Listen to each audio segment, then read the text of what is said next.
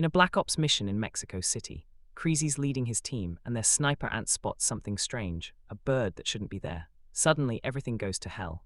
Armed attackers swarm them, throwing bags over their heads and executing Creasy's men one by one. Creasy fights through the chaos and barely manages to survive. He's the only one left when the dust settles.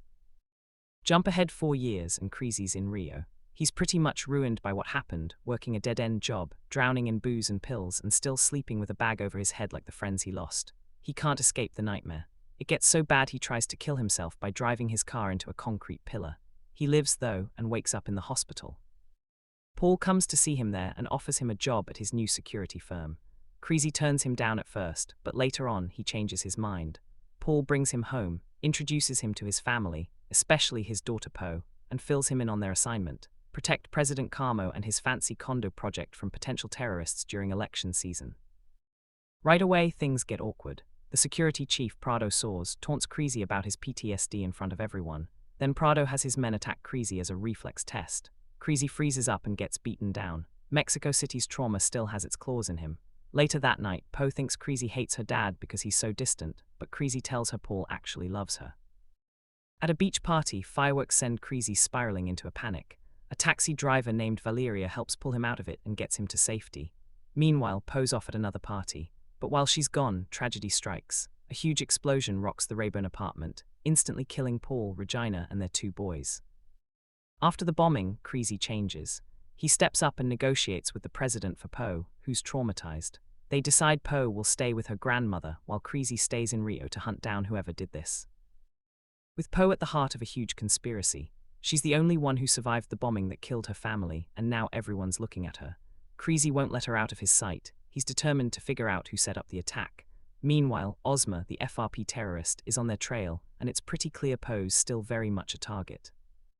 The officials want to get Poe back to the US, but Creasy sees their interviews as a way to help her remember what happened during the bombing. He uses old photos and certain smells to jog her memory. Eventually, something clicks. Poe recalls spotting 2 white vans near the building and briefly catching a glimpse of a motorcyclist's face. For Creasy, that's enough to suspect a mole. Someone inside the operation is tipping off the terrorists. Just as they're about to get Poe to the airport, Osma's men show up and chaos explodes on the airstrip. There's a wild shootout. Creasy takes down a bunch of attackers, but one assassin slips onto the moving plane to kill Poe. Creasy sprints after the plane, leaps aboard, and manages to save her by taking out the assassin, though the pilot doesn't make it. After all that, Poe's escape is off the table. It's not safe for her to leave now.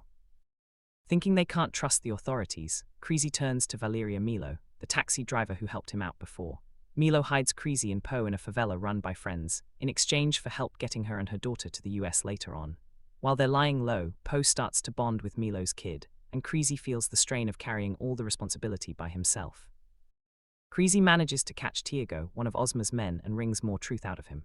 That's when he learns for sure that Osma knew details no outsider should know. The transfer plans, the airstrip, someone inside betrayed them. Creasy also reaches out to his old CIA boss Tappan. Tappan offers him cash and protection, but that's not enough. By the end, Creasy has a new plan. He'll use Tiago as bait to draw Osma out, and if it works, Poe will have to help him set the trap. Creasy and Poe are sprawled on the ground, smeared with fake blood, and Milo snaps photos to make the whole scene look convincing. It's a setup. Creasy wants Osma to believe Poe died in the explosion. They needed a fresh start, no questions, no trace. Meanwhile, Creasy gets word from Tappan. An extraction team is coming at midnight to whisk Poe out of the country. With everything lined up, Creasy heads out from the favela to tie up loose ends, leaving Poe under Milo's watch. First, Creasy goes straight to Tiago, the assassin he's got captive. He turns Tiago into a human GPS, making him lead the way to Osma's hideout, but Creasy doesn't trust him for a second.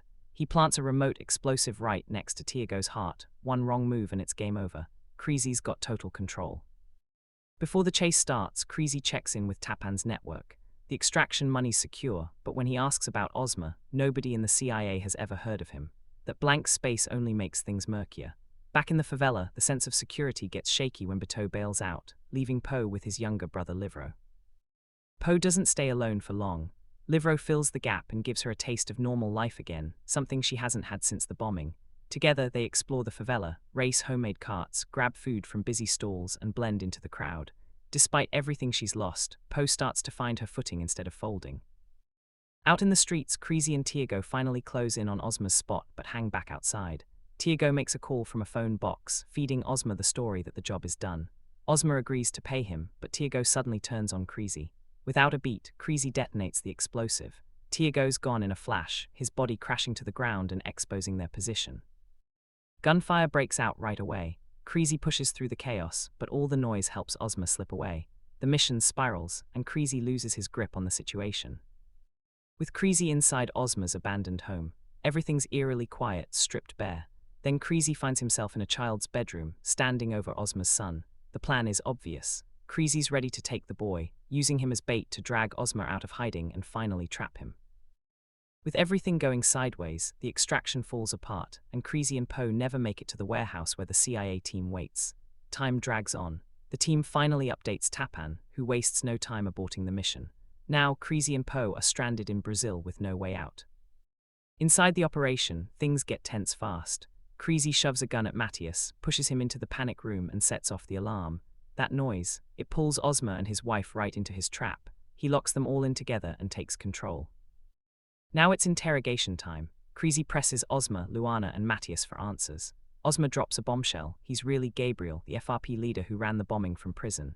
He also admits the biker was just a random outside agent. Creasy jumps onto Osma's system and digs up FRP's plans and blueprints. Then Osma turns the tables, rattling off Creasy and Poe's US addresses. Safe was never on the table.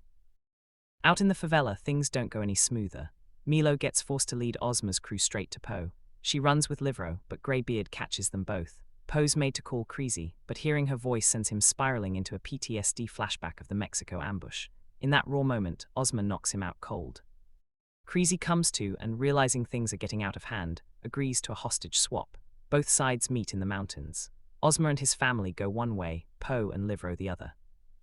After Poe can't hold it in anymore, she blames Creasy for leaving her behind. He apologizes, and the group Creasy, Poe and Milo move to a new safe house. The government comes out saying the FRP is finished and Osma's dead.